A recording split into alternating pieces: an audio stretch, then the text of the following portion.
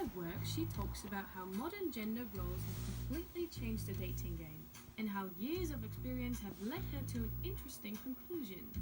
She believes that sex is more important for women, and today I want to find out why. When it comes to sex and attraction, every woman has a secret that we never share with men, because if we did, things might get a little awkward. You see, every woman has a list of all the things we want in a man. Now, the problem is not the list, the problem is the size of the list and the fact that it's that detailed. For example, he has to be tall, handsome, strong, educated and ambitious, have a good job, have a nice house, a car, and he has to be social and fit in with our family. And of course, he has to be a good kisser, a good lover, and a great father for our children. But unfortunately, only a few men can meet those high expectations, and that's why many men think that women aren't interested in sex. But we are. It's just that most men don't make the list. And we call this the 80-20 principle. The 80-20 principle? Yes, it's a marketing principle that is also used in the dating world. And it means that 80% of the women are only interested in 20% of the men.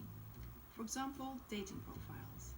While men like roughly half of the women on the site, most women only like 20% of the men. And this is why women are so competitive in the dating world, and I think even more than men. Because most women are interested in a very small group of men. But it's getting worse. Dating for women is becoming harder and harder. What do you mean? For the first time in history, women are outperforming men in nearly every category. More women are graduating, becoming doctors, lawyers, bankers, and all these changes are dramatically transforming the dating culture. Because these days, women are not dependent on men anymore. We have our own careers, our own houses, social lives, and we can provide for ourselves. So now women only settle with the best. A man has to have added value. And if a man has lower education or earns less, he might be less interesting to women. So, as our status increases, so do our expectations, and our lists become longer and longer. Yes, that's right. And this also impacts men.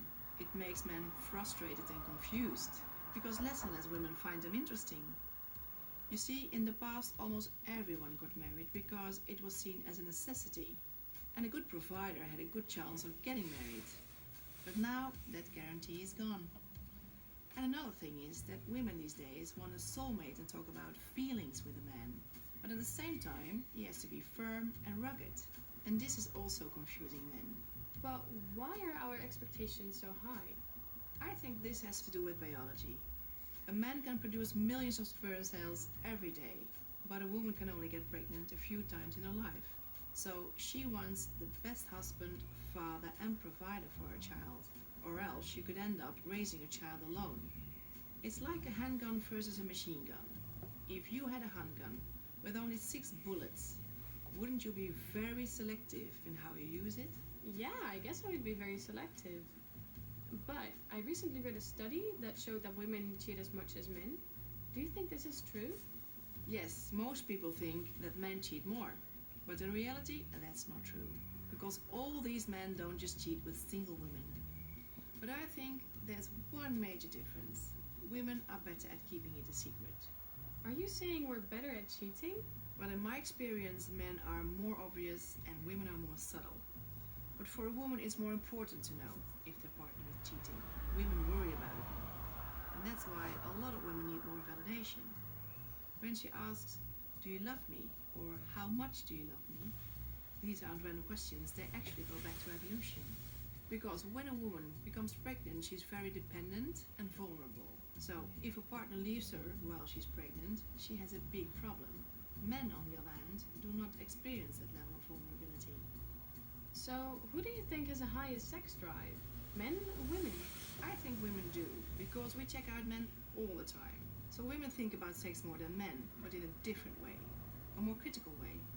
Because we have to make sure we choose the right man, we're constantly comparing and analyzing men. Is he attractive, intelligent, and does he have potential?